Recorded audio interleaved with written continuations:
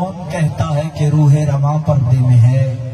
آنکھ پہ پردہ پڑا ہے، وہ کہاں پردے میں ہے؟ ہماری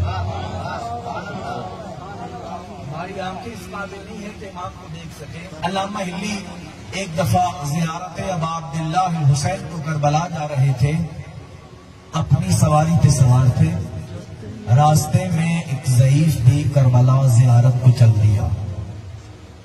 آپس میں گفت و شنید ہوئی۔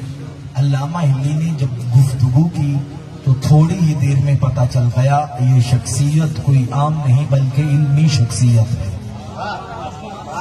بہت سارے، اب امام زمانہ پہ کچھ بولیے گا، بہت سارے مسئلے آپس میں انہوں نے حل کیے۔ علامہ ہلی سوال کرتے، وہ اپنا نظریہ بتاتے، وہ بزرگ سوال کرتے، علامہ ہلی اپنا نظریہ بتاتے۔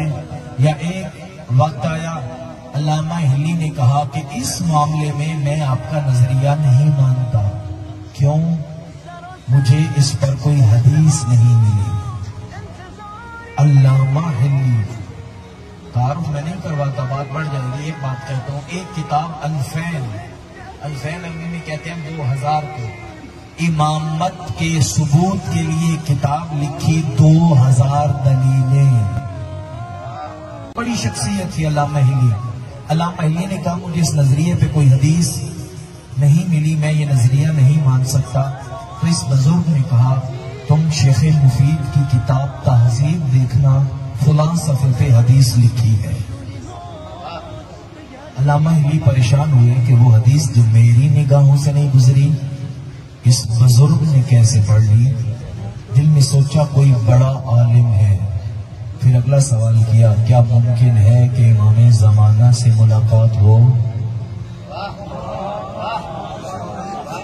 کیا ممکن ہے؟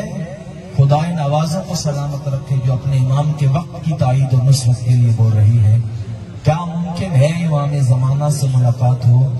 یہ سوال پوچھا، وہ جو چابک ہاتھ میں ہوتا ہے راہوار کو مارنے کے لیے، وہ علامہ ہلی کے ہاتھ سے گرا اور سوال کیا تھا کیا آیا ممکن ہے امام زمانہ سے ملاقات ممکن ہو؟ اس بزرگ نے وہ چابک علامہ ہلی کو پکڑایا، علامہ ہلی نے ایک ہاتھ سے چابک پکڑا، بزرگ نے ایک جملہ کہا ہاں ممکن ہے، حالانکہ چابک کے کونے پہ تمہارا ہاتھ ہے، دوسرے کونے پہ امام وقت کا ہاتھ ہے۔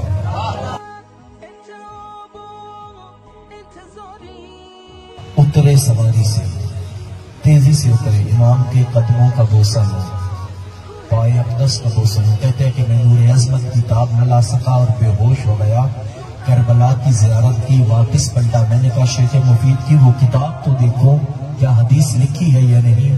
کا جو صفحہ امام نے بتایا تھا اسی پہ لکھا تھا۔ پھر علامہ ہلی نے حاشیے پہ لکھا یہ وہ حدیث ہے جو مجھے امام وقت نے خبر دی ہے۔